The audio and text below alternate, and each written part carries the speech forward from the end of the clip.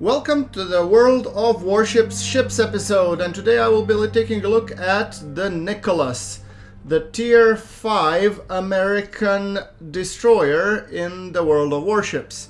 Now, I was trying to actually cross-reference with different destroyer designs from the actual history, and I came up with two actual ships. One is the USS Nicholas DD-449, which was a Clemson-class destroyer in the United States Navy, and the second one was the USS Nicholas DD-449, which was actually a Fletcher-class destroyer in the United States Navy. So I have actually no idea which one of the two was this model above, but given that we already cover Clemson, I think I'm gonna go for its Fletcher-type counterpart. So, USS Nicholas was the Fletcher-class destroyer in the United States Navy, which served most during the World War II and for 27 years and 2 more wars after.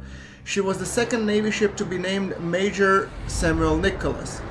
Nicholas was laid down 3rd of March 1941 by the Bath Iron Works, Bath, Maine, in 1942, and launched in 1942 in February, sponsored by Mrs. Edward D. Tryon, descendant of a Major Nicholas, and commissioned 4th of June 1942. So, destined to serve in its service in 1942, destined to serve in the Pacific through the armed conflicts, Nicholas assigned the destroyer Squadron 21, departed New York City 23rd August 1942. Sailing in the screen of Washington BB-56, transited the Panama Canal and continued to the Central Pacific, arriving at Espiritu Santo 27th of September. 3 days later, she began escorting Guadalcanal-bound troop supply convoys. Into 1943, she screened convoys assembled at Espiritu Santo and Nomea Cactus area, Guadalcanal and Tulagi, guarded them and offloaded them as return vessels to departure point. Periodically assigned to offensive duties, she also conducted anti-submarine hunter-killer missions off Allied harbors, sweeps of the slot, bombarded shore targets, and performed gunfire support missions for Marine and U.S. Army as they pushed towards the Tenemba River and the total control along Embattled Island.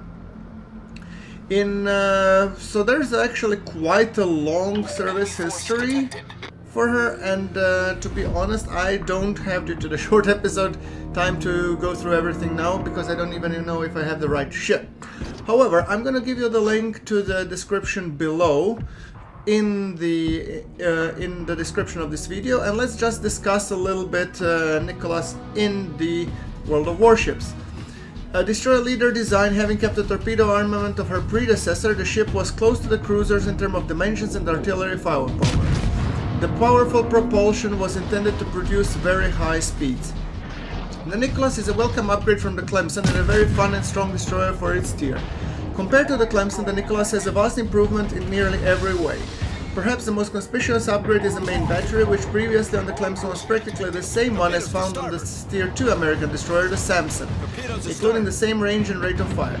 For Nicholas, not it was only the caliber been buffed to 127mm and rate of fire increased to a monstrous 15 RPM. The range of the guns and can now reach 10 kilometers away, even stock.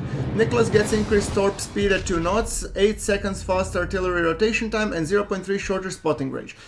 Nicholas also has a fairly tall silhouette at a tower in the front of the vessel, so once you're spotted you should be more careful, as the destroyer's armor is basically non-existent. Otherwise, the Nicholas is an excellent destroyer for its tier and can be very effective both assaulting with torpedoes and harassing with its fast-firing guns. Like we said, pros: monstrous rate of fire.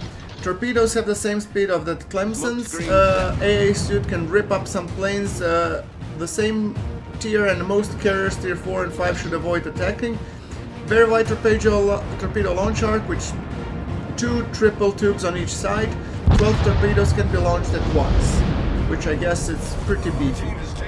Good pool of hit points at 1300 when upgraded, and AP penetration is surprisingly good for a destroyer. Can give a poorly armed cruisers its face a nightmare when aimed correctly. Fast at 37 knots and reaches up to 40 knots when engine boost is consumed. It's stealthier than Clemson, and just one researchable module, avoids players from getting confused and wondering what to upgrade first. Can use defensive AA fire instead of engine boost, excellent for defending against enemy aircraft. Okay, so there's a one good The cons, bad armor, of course, suffers from frequent module incapacitations. AA suit, despite being useful at the same tier, very short time against higher tier planes. Terrible main battery firing guard from its bow, stock configurations, has the same long gun reload, and shell flight time is high, making aiming difficult at a distance, especially against destroyers. Torpedoes are still short range and less than the ship's detection range, making them dangerous to use against ships with lots of guns. HE chance of fire is low at just 5%, even the demolition experts the kill is difficult to set fires. Well, the research pod just to upgrade the hull, and the hull is the only upgrade offered to Nicholas Captain. Not only does it have upper health pool, but it replaces her main battery of 5 with 4 of 5 mounts with 4 of 38 mounts, and significantly alters the ballistics and the velocity of her shells while making her main battery dual purpose, so that it contributes to anti-aircraft defense and allows her to equip defensive AA fire instead of engine boost if desired. The standard battery mount for the rest of the line, while captains may be tempted to stick with the easier to use 5-inch 51s for their time in Nicholas, they are encouraged to begin learning how to effectively use 5-inch 38s. Okay, well, definitely a force to be reckoned with compared to the Clemson for sure. And I've noticed that the incapacitations were a little bit of the problem, but the torpedoes and the firepower actually matched for it, because you will see I was well able to cripple this Kaiser pretty badly with the 2 torpedo hits that caused flooding, and although I was killed in the process, I found that my broadside or my torpedoes have actually spelled out, well, a good deal of the mines, allowing my Kaiser, which you can see here, to come in and finish the job. So, well, I hope that you like this preview of the Nicholas destroyer, and hopefully at one point I will actually learn how to sail it.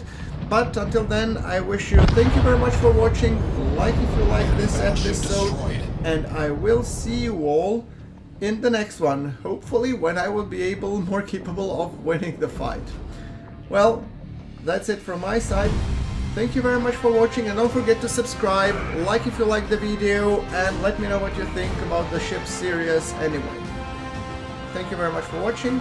This is GrunfWorks, signing off.